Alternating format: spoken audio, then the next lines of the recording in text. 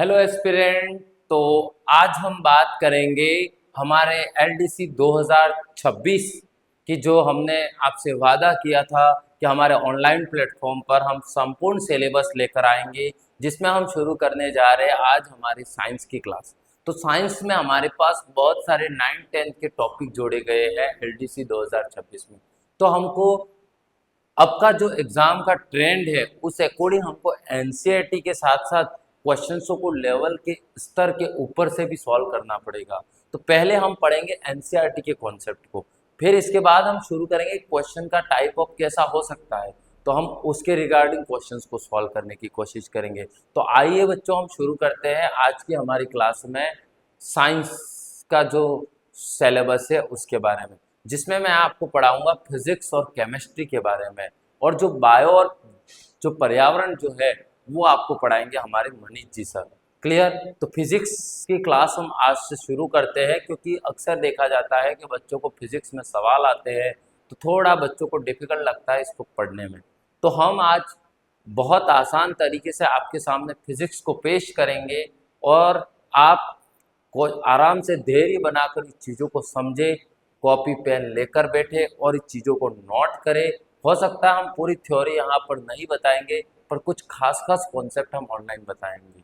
बाकी जो थ्योरी है वो आप क्या है कि देखो, किसी भी गाइड से आप थ्योरी तो तैयार कर सकते हो, बट उस चीज़ को समझने के लिए आपको क्लास लेना ज़रूरी होता है। तो शुरू करते हैं हम आज हमारी भौतिकी का जो पोर्शन है, भौतिकी जिसको अपन बोलते हैं बच्चों फिजिक्स।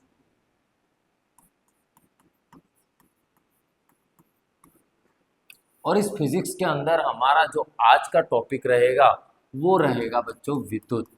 कौन सा रहेगा? विद्युत। और विद्युत के अंदर हमको क्या क्या चीज़ें पढ़नी है, पहले तो हमको इसके अंदर जो जो चीज़ें पढ़नी है उसके बारे में हमको पता होना चाहिए।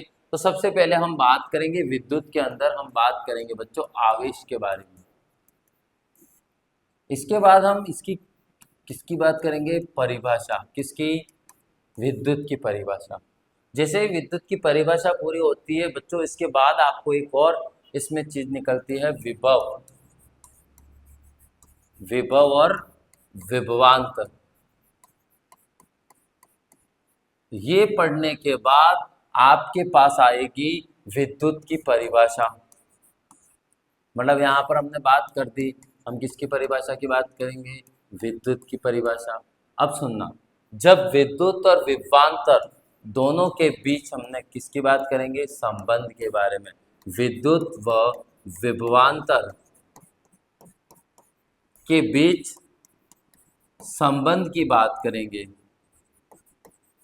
मतलब इन दोनों के बीच में संबंध। तो आपको पता होना चाहिए इन दोनों के बीच में संबंध, तो वहां से निकल के आता है हमारा ओम का नियम, जो बताता है इन दोनों के बीच के संबंध को। तो हम इसके अंदर पढ़ेंगे फिर ओम के नियम के बारे में। ओम का नियम पढ़ने के बाद हमारे पास आता है, ओम के नियम से एक स्थिरांक निकल के आता है, नियतांक निकल के आता है, जिसको हम बोलते हैं प्रतिरोध। तो इसके बाद हम पढ़ेंगे प्रतिरोध के बारे में।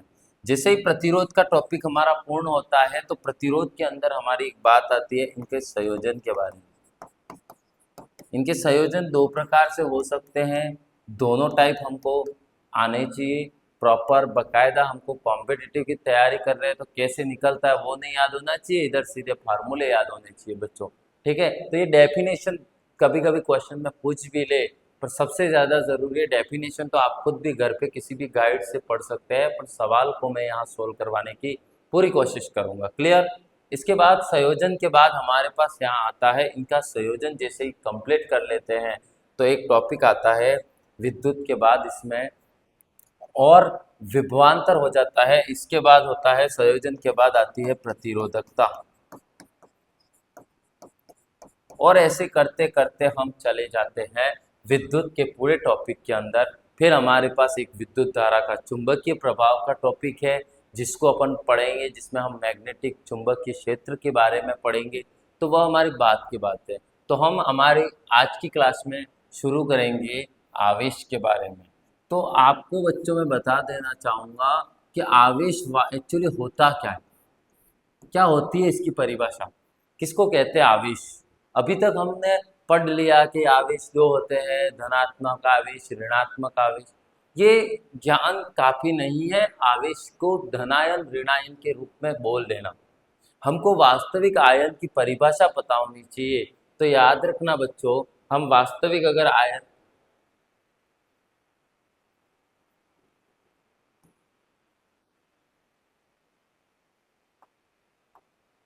हाँ, हम आवेश की बात कर रहे थे, तो ध्यान दें बच्चों, आवेश की डेफिनेशन क्या होती है हमको वो पता होनी चाहिए। तो आवेश का मतलब होता है कि आवेश एक ऐसी मूल राशि है।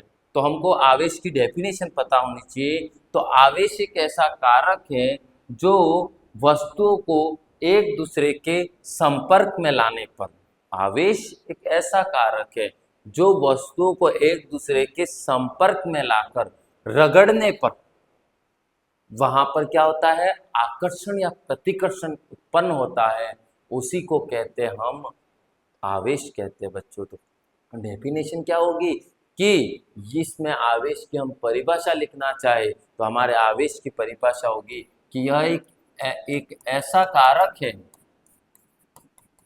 ऐसा कारक है जिसको दो वस्तुओं को दो वस्तुओं को रगड़ने पर, क्या करने पर, रगड़ने पर, कौन सा, आकर्षण, और दूसरा कौन सा होता है, प्रतिकर्षण। या तो आकर्षण या कौन सा, प्रतिकर्षण उत्पन्न करता है।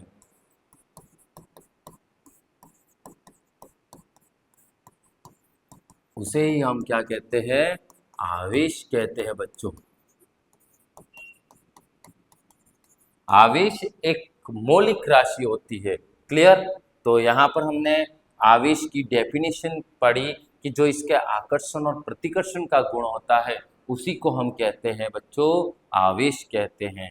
अब 600 ईसा पूर्व एक साइंटिस्ट थे थेल्स नामक एक साइंटिस्ट थे। कौन से, 600 ईसा पूर्व, क्या नाम था, थेल्स।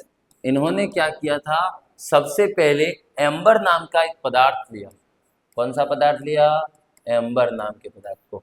एम्बर नाम के पदार्थ को रगड़ा इन्होंने, किस किस पर रगड़ा, तो एम्बर को उन्होंने रगड़ा, एक हल एम्बर को इन्होंने किसी रेशम या ऊन पर रगड़ने पर पाया गया कि जब ये एम्बर था, उस एम्बर को क्या किया इन्होंने, या तो ऊन पर या किसी वस्त्र पर इन्होंने इसको रगड़ा, और रगड़ने के पश्चात पाया गया कि जो हल्के कण थे या हल्की वस्तुएं थी, वो हल्की वस्तुएं वस्तुएं लिख लो, या हल्का हल्का भार का कोई भी तो पदार्थ होता है, वो उस एम्बर के साथ क्या हो जाता था, आकर्षित हो जाता, चिपक जाता था। जैसे कि आपको छोटी कक्षाओं में बताया गया होगा कि पेन को लो, सर पे रगड़ो और फिर क्या करो, कुछ कागज के टुकड़े लो, तो पेन ऑटोमेटिक उस कागज के टुकड़े को अपनी ओर आकर्षित कर लेता है। अदरवाइज हम समझ सकते हैं कि ये हमारे पास कोई वस्तु है और ये हमारे पास हमारे सर के बाल हैं, तो इन दोनों को आपस में रगड़ा, दो वस्तुओं को आपस में रगड़ने पर इसके अंदर इलेक्ट्रॉन उत्पन्न हुए। इलेक्ट्रॉन नेगेटिव चार्ज होता है वो उत्पन्न होता है, और उस कागज के अंदर पॉजिटिव चार्ज होता है, जिसके कारण इलेक्ट्रॉन उत्पन्न होते हैं, जो अपने रगड़ने पर इलेक्ट्रॉन का उत्सर्जन होता है, और ये इलेक्ट्रॉन उस कागज को अपनी ओर आकर्षित करते हैं, क्योंकि वो धनायन होते हैं और ये ऋणायन होते हैं। और आपको पता होना चाहिए पॉजिटिव और नेगेटिव चार्ज एक दूसरे को क्या करते हैं, आकर्षित करते हैं। क्लियर बच्चों। तो ये हमको पता होना चाहिए। तो यही होता है आवेश की वास्तविक डेफिनेशन। तो याद रखना, आवेश के गुण के बारे में पूछे तो हमको पता होना चाहिए आवेश में कौन सा आकर्षण का या प्रतिकर्षण का गुण पाया जाता है। क्लियर। तो ये थी आवेश को सबसे पहले किसने बताया, तो 600 ईसा पूर्व थेल्स नामक एक साइंटिस्ट थे, जिन्होंने एम्बर के पदार्थ पर किसी वस्तु को आपस में रगड़ा, मतलब एम्बर को ऊन पर के सामने रगड़ने पर पाया गया कि हल्की वस्तुएं जो होती है वो उससे क्या हो जाती है, आकर्षित हो जाती है। इस तरीके से हमने बच्चों आवेश के बारे में पढ़ा। आगे अपन बात करते हैं, आवेश के बाद हमारा जो नेक्स्ट टॉपिक होता है आवेश के प्रकार। किसके बारे में, आवेश के प्रकार के बारे में पढ़ेंगे। तो आवेश के प्रकार, तो हम बता सकते हैं आवेश मुख्यतः दो प्रकार के होते हैं।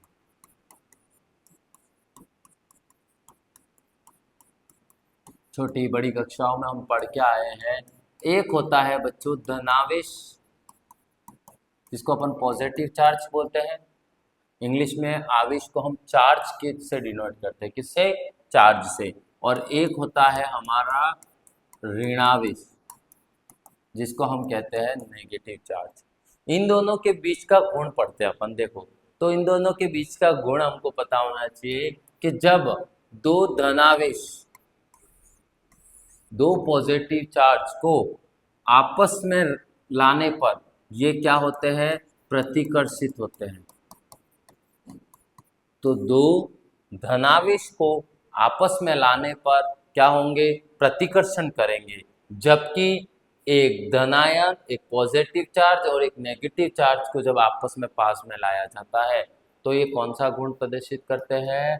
आकर्षण का गुण प्रदर्शित करते हैं। तो वही हम पढ़ के आए थे, आवेश आकर्षण और प्रतिकर्षण का गुण प्रकट करता है। तो ये इस तरीके से हमको यहाँ पर आवेश का गुण दिखाई देने को मिलता है कि आकर्षण जब एक पॉजिटिव और एक नेगेटिव, मतलब एक धनायन और एक ऋणायन को पास में लाया जाता है तो वो हमेशा क्या करेंगे? आकर्षित करेंगे। और जब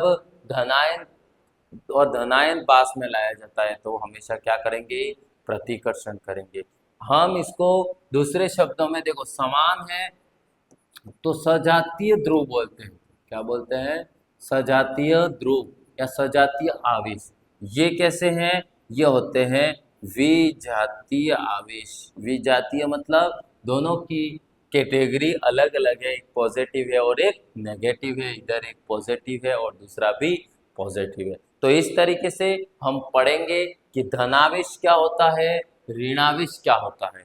तो वास्तविक मैं आपको इसको डेफिनेशन को बोल के बता देता हूँ, क्योंकि इसकी डेफिनेशन लिखकर हम टाइम वेस्ट नहीं करेंगे। तो धनावेश किसी वस्तु से इलेक्ट्रॉन के त्यागने के कारण उत्पन्न आवेश धनावेश कहलाता है।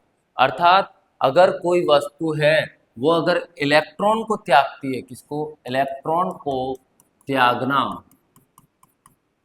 क्या कहलाएगा? हमारा धनावेश। और अगर कोई वस्तु इलेक्ट्रॉन को ग्रहण करती है तो वह हमारी क्या कहलाती है? ऋणावेश। मतलब इसके अंदर नेगेटिव चार्ज ज्यादा, इसमें पॉजिटिव ज्यादा।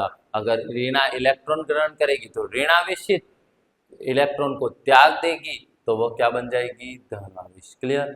जैसे कि हम इस चीज को पढ़ने के लिए हमको ये छोटी छोटी डेफिनेशन पता होनी चाहिए। हो सकता है यहाँ से छोटे छोटे क्वेश्चन पूछे कि सर्वप्रथम किसके द्वारा आवेश को पहचाना गया था। तो याद रखना है, थेल्स के नामक एक साइंटिस्ट ने एक हमारा एम्बर नाम के पदार्थ को रगड़ा और रगड़ने के पश्चात उसने पाया गया कि हल्के जो पदार्थ है वो उसको क्या कर रहे हैं? आकर्षित कर रहा है। इसीलिए उन्होंने इस आवेश की उत्पत्ति को बताया।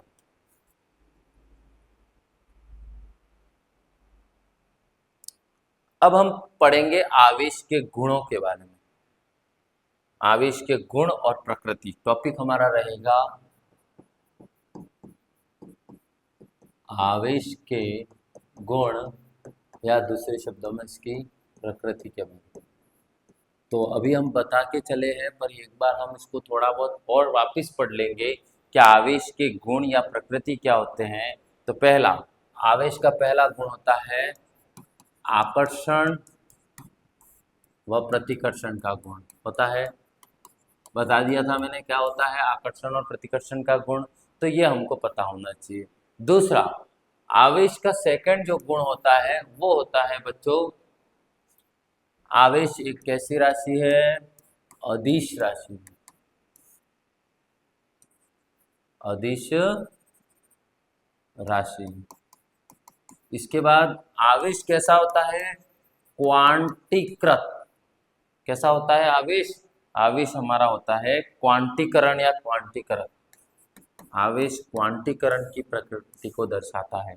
क्या होता है क्वांटीकरण? तो ध्यान से हम इसके बारे में पूर्ण रूप से पढ़ेंगे, क्योंकि हमको क्वांटीकरण शब्द भी पता होना चाहिए। ये तो मैं आपको उसके कुछ गुण लिखवा रहा हूँ, फिर बाद में मैं आपको समझाऊंगा ये क्या क्या होते हैं।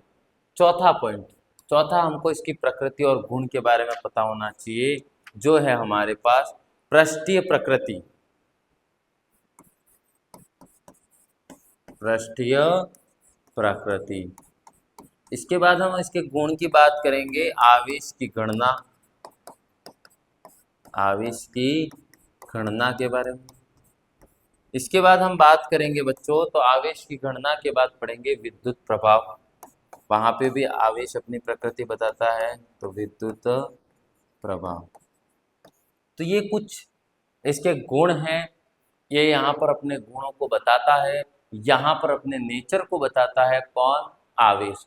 तो हम बताएंगे आकर्षण और प्रतिकर्षण में, मैंने आपको बता दिया क्या होता है आकर्षण और प्रतिकर्षण में, कि पॉजिटिव पॉजिटिव आ गया तो क्या होगा? प्रतिकर्षण होगा।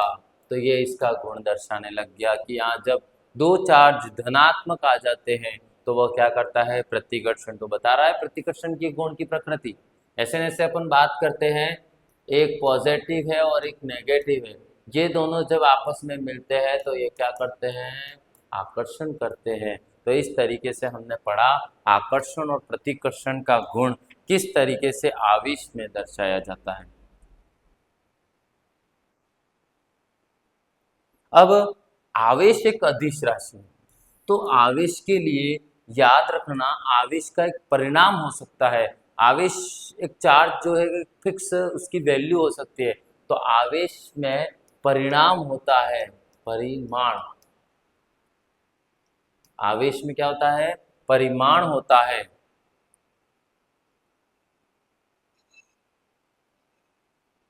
आवेश में क्या होता है? परिमाण होता है, ना कि इसमें दिशा नहीं होती है। आवेश किस दिशा से आ रहा है, ऐसी कोई दिशा का नॉलेज नहीं होता है। दिशा नहीं होने के कारण ये कैसी राशि है? अदिश। अदिश मतलब जिसकी दिशा नहीं हो, तो यह एक, इसमें खाली परिणाम का मान ज्ञात होता है, दिशा ज्ञात नहीं होती है, इसीलिए एक ऐसी राशि है, अदिश राशि। आगे का हमारा जो टॉपिक है वो है बच्चों क्वांटीकरण। क्या होता है क्वांटीकरण? तो हम बात करते हैं क्वांटीकरण के कारण। तो आवेश क्वांटीकृत होता है, अर्थात यह एक क्वांटा या बंडलों के रूप में होता है, जो वस्तुओं पर आवेश का मान एक इलेक्ट्रॉन के आवेश का पूर्ण गुणज होता है। ठीक है, तो याद रखना है क्वांटीकरण मतलब यहाँ जो आवेश होता है वो क्वांटा के रूप में होता है।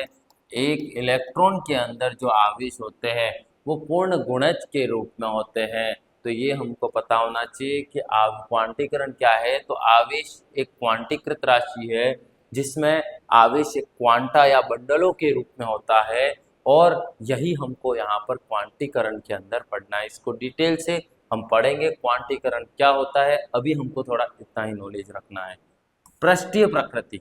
अब हम बात करते हैं बच्चों आवेश की पृष्ठीय प्रकृति के बारे में।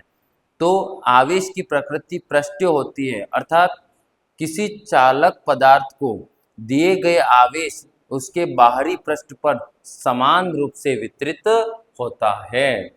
याद रखना, किसी पृष्ठ को आवेश दिया गया है तो इसके बाहरी पृष्ठ पर भी आवेश जो होता है वो कैसा रहता है? समान होता है। ये इसकी पृष्ठीय प्रकृति को बताता है। आवेश की गणना, आवेश की गणना की बात करें तो हमको पता होना चाहिए कि इलेक्ट्रॉन पर आवेश सटीक गणना किसने की थी? मिलिकन। सटीक गणना किसने की थी? मिलिकन। तेल की बूंद से, तेल की बूंद से। मिलिकन नामक एक वैज्ञानिक थे जिन्होंने तेल की बूंद पर, तेल की बूंद का प्रयोग करके इलेक्ट्रॉन की गणना की थी। क्लियर? ये हमको पता होना चाहिए।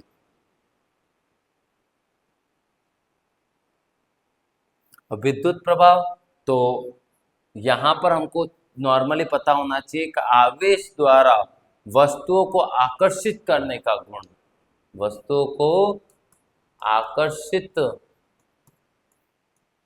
करने का गुण जो होता है उसको कहते हैं हम बच्चों विद्युत प्रभाव। तो इस तरीके से आज हमने आवेश के गुण और प्रकृति के बारे में पढ़ा। आगे का हमारा जो टॉपिक रहेगा वो भी आवेश को लेकर रहेगा, आवेश के मात्रक और विमान।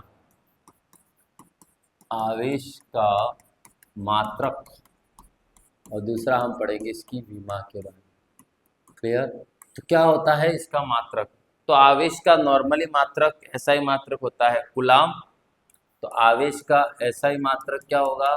तो एसआई मात्रक याद रखना है कूलाम। कूलाम भी बोलते हैं, कूलाम ब भी बोलते हैं। तो हमको ये पता होना चाहिए कि आवेश का एसआई मात्रक होता है कूलाम। तो आवेश की बड़ी यूनिट जो होती है वो होती है बच्चों फेराडे। क्यों? कि एक फेराडे के अंदर हमारे पास कितने कूलाम का मान होता है?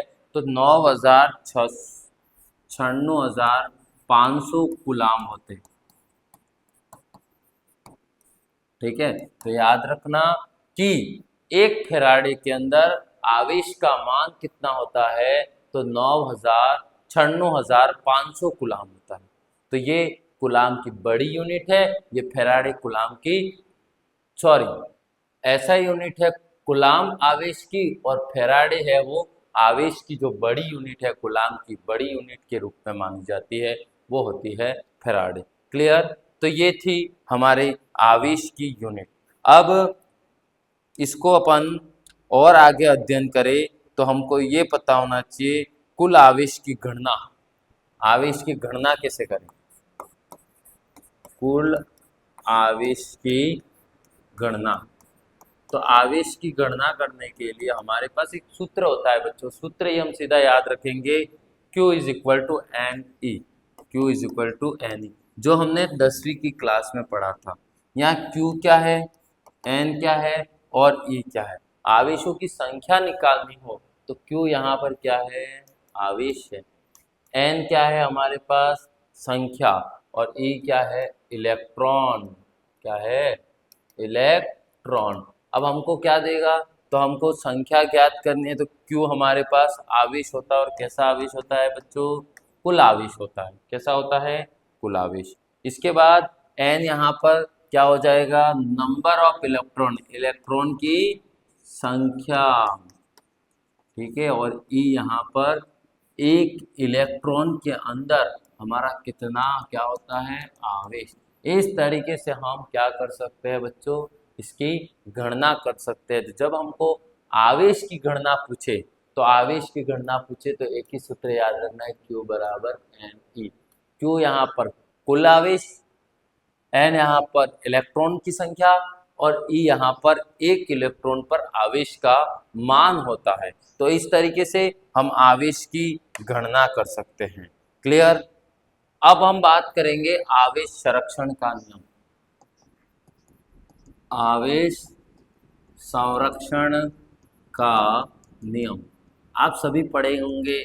द्रव्यमान संरक्षण का नियम, आवेश संरक्षण का नियम। तो ये संरक्षण जो शब्द होता है उसको हमको समझना होता है। तो आवेश संरक्षण, तो याद रखना बच्चों, आवेश को ना तो उत्पन्न किया जा सकता है ना नष्ट किया जा सकता है। आवेश एक ऐसी राशि है जिसको भौतिकी में एक रूप से दूसरे रूप में परिवर्तित किया जाता है। तो यही होता है आवेश संरक्षण का नियम, कि आवेश को एक रूप से दूसरे रूप में परिवर्तित किया जाता है। पॉजिटिव से नेगेटिव, नेगेटिव से पॉजिटिव, इस तरीके से उसको परिवर्तित किया जा सकता है। इसीलिए आवेश उत्पन्न नहीं होता है, आवेश को चेंज किया जा सकता है। इसीलिए आवेश एक कैसा है? संरक्षण का राशि है, इसीलिए इसको आवेश संरक्षण का नियम कहते हैं। तो हमको इसकी डेफिनेशन पता होनी चाहिए कि आवेश संरक्षण का नियम, तो आवेश को न तो उत्पन्न किया जा सकता है न ही नष्ट किया जा सकता है। आवेश को एक वस्तु से दूसरी वस्तु में क्या किया जा सकता है? रूपांतरित किया जा सकता है। यही है हमारा आवेश संरक्षण का नियम। इसके बाद हमारा जो नेक्स्ट टॉपिक आएगा वो हमने आवेश पढ़ने के बाद हम पढ़ेंगे बच्चों विद्युत के बारे में। किसके बारे में? विद्युत। क्या होता है विद्युत? तो हम बात करेंगे विद्युत की डेफिनेशन हमको पता होनी चाहिए। तो विद्युत, हमारे घर में करंट आता है तो कैसे आता है? तो याद रखना घर में जो दो हम वायर यूज करते हैं, एक पॉजिटिव और एक नेगेटिव, दो वायर होते हैं, एक न्यूट्रल होता है और एक मेन वायर होता है, मतलब एक धन आयन और एक ऋण आयन। जब उस वायर के अंदर धन आयन और ऋण आयन पास होता है, मतलब आवेश गुजरता है, उसी को कहते हैं हम विद्युत, मतलब धारा कहते हैं। क्लियर? तो हमारी डेफिनेशन हो जाएगी आवेश प्रवाह की दर को हम क्या कहते हैं? विद्युत धारा कहते हैं। मतलब उस बटन के स्विच को दबाने पर जैसे ही वो पंखा शुरू होता है, मतलब वहां से वहां तक हमारा आवेश गया, और आवेश जाने के पश्चात उसमें जो लगा समय, उन दोनों के अनुपात को हम कहते हैं विद्युत धारा कहते हैं बच्चों।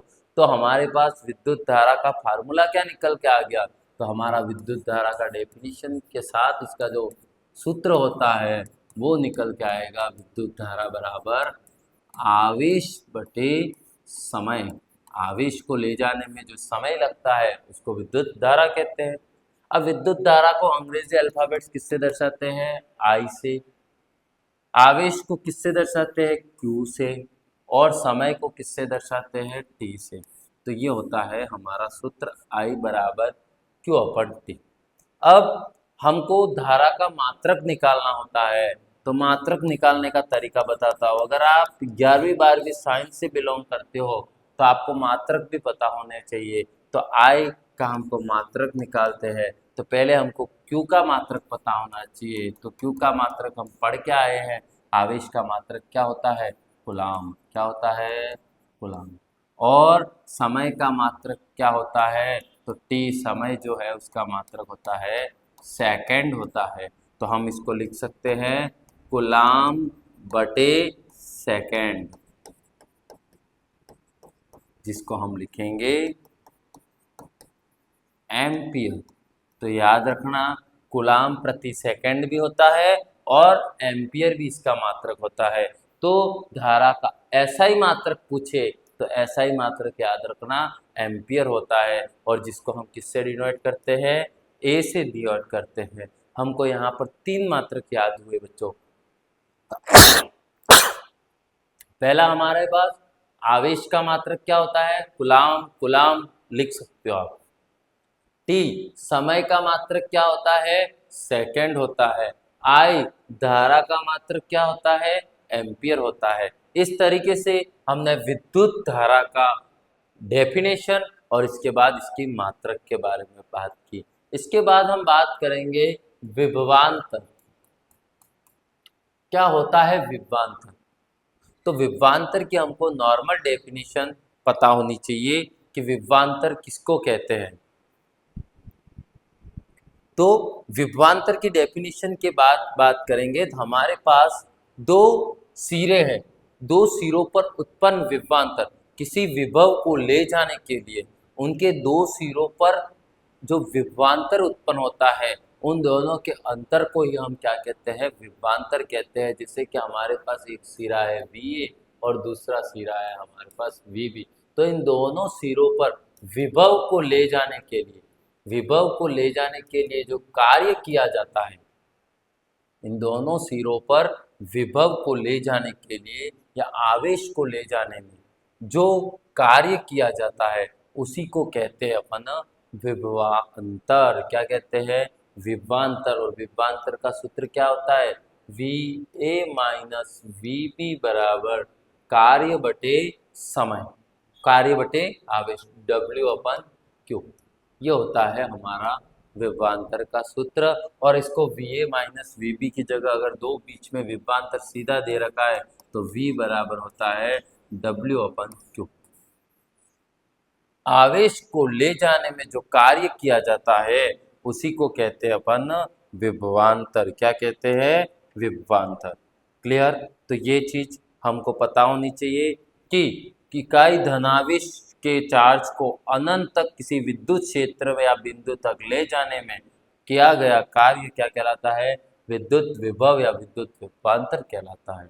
विभवांतर तो दो विभवों के बीच में अंतर, ये दो विभव है, इन दोनों विभवों के बीच के अंतर को विभवांतर कहते हैं। और विद्युत विभव किसको कहते हैं?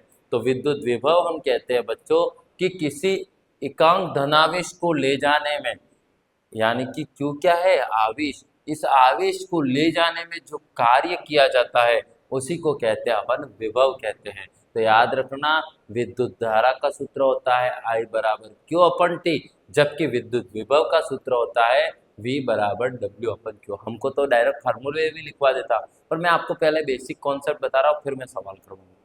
तो हमारे पास सूत्र क्या हो जाएगा, V बराबर W अपन Q। क्लियर। अब देखो, V का मात्रक पता होना चाहिए, पहले हमको W, कार्य का मात्रक क्या होता है, कार्य किसमें दर्शाया जाता है, जूल में। आवेश का मात्रक क्या होता है, कूलाम। तो हम V बराबर क्या हो जाएगा, तो V बराबर हो जाएगा जूल बटे कूलाम, या इसको अपन SI यूनिट में लिखेंगे तो SI मात्रक हो जाएगा किसका, V का, वोल्ट। क्या हो जाएगा, वोल्ट, जिसको अपन V से डिनोट करते हैं। तो ये दो चीजें आपको बेसिक पता होनी चाहिए, हमको इतना सारा याद होना चाहिए। तो हमने बात की विद्युत धारा और हमने बात की विभव। तो अब आपको याद क्या क्या करना है, अगर सवाल सॉल्व करने हैं तो हमको सबसे पहले बच्चों पता होना चाहिए विद्युत का सूत्र, विद्युत धारा ज्ञात करने का सूत्र I बराबर Q अपन T। इसका एक सूत्र और निकल के आएगा, जब प्रतिरोधों का संयोजन करते हैं, जब आवेश दे रखा है और समय दे रखा है, तब तो हमको ये सूत्र लगाना है। जब आवेश और समय नहीं दिया हुआ है और प्रतिरोध दे रखा है, तब हम इसका दूसरा सूत्र यूज करेंगे, जब प्रतिरोध पढ़ेंगे तब बताऊंगा मैं। इसके बाद हमने दूसरा पढ़ा विद्युत विभव, विद्युत विभव के बारे में। तो विद्युत विभव का सूत्र होता है V बराबर W अपन Q। ये हमको याद होना चाहिए। इसका हमको क्या पता होना चाहिए, मात्रक क्या होता है, एम्पियर, SI मात्रक। इसका SI मात्रक क्या होता है, वोल्ट होता है। ये भी हमको पता होना चाहिए। क्लियर। मात्रक, इसके बाद हमको Q का मात्रक कूलाम होता है, SI मात्रक, और T का मात्रक होता है सेकंड। ऐसे ऐसे कार्य का मात्रक होता है जूल और Q का मात्रक होता है कूलम। तो ये कुछ मात्रक हमको याद करने होते हैं। हम क्या कर हमको एक चीज ध्यान रखनी है कि हमको ऐसे कागज पे बैठ के लिखना है चीजों को याद करने के लिए। क्लियर। तो विद्युत धारा बताया, विद्युत विभव के बारे में बताया, इनके मात्रक बताए। अब इनको मापने के लिए जो युक्ति होती है धारा को मापने के लिए, जिसको अपन बोलते हैं अमीटर, जिसका सिंबल होता है ए, और इस तरीके के आपको आकृति दिखने को मिलेगी, प्लस और माइनस, मतलब एमीटर देखने को मिलेगा। ऐसे न ऐसे विभव को मापने के लिए किसका उपयोग किया जाता है, वोल्ट मीटर, जिसको अपन लिखते हैं वी से, इसका सिंबल होता है। तो याद रखना, धारा मापने के लिए किसका उपयोग करते हैं, मीटर। विभवांतर मापने के लिए, विभव मापने के लिए किसका उपयोग करते हैं, वोल्ट मीटर। तो हमने हमारी आज की क्लास में दो टॉपिक पढ़े, विद्युत धारा और विद्युत विभव। इसी के साथ इसको पढ़ने से पहले हमने पूर्ण रूप से पढ़ा आवेश के बारे में, क्योंकि 10th की क्लास में आवेश के बारे में संपूर्ण नहीं बताया गया है, इसीलिए मैंने आपको आवेश को पूर्ण रूप से बताया कि आवेश होता क्या है, आवेश के प्रकार कितने होते हैं, आवेश के गुण क्या होते हैं। मैंने एक एक चीज आपको समझाई है। अच्छे से क्लास को बैठ के देखें, और हम आगे की क्लास में लेकर आएंगे प्रतिरोध क्या होता है, ओम का नियम क्या होता है। फिर आपको वहां पे कुछ इंपॉर्टेंट फार्मूले लिखवाने के बाद हम इस चैप्टर के सवालों को सॉल्व करेंगे। तो इसी क्लासों से जुड़ने के लिए आज ही हमारे YouTube channel the only one classes को सब्सक्राइब करें, शेयर करें, और इस वीडियो को अधिक से अधिक लोगों तक पहुंचाएं, ताकि अभी आ रही जून में जो LDC भर्ती है उसमें बच्चे अपना अच्छा परफॉर्मेंस साइंस और मैथ से कर सके। क्योंकि साइंस मैथ को अगर आपने अच्छा कर दिया तो देखो जीके आप सभी का बेहतर हो सकता है, और इंग्लिश थोड़ी साइंस और थोड़ी मैथ्स पढ़ ली तो हम बहुत अच्छा प्रदर्शन अपना बता सकते हैं। तो इसी के साथ हम उम्मीद करते हैं कि आपको हमारी क्लास अच्छी लगी होगी, और इसको अधिक से अधिक शेयर करें। Thank you.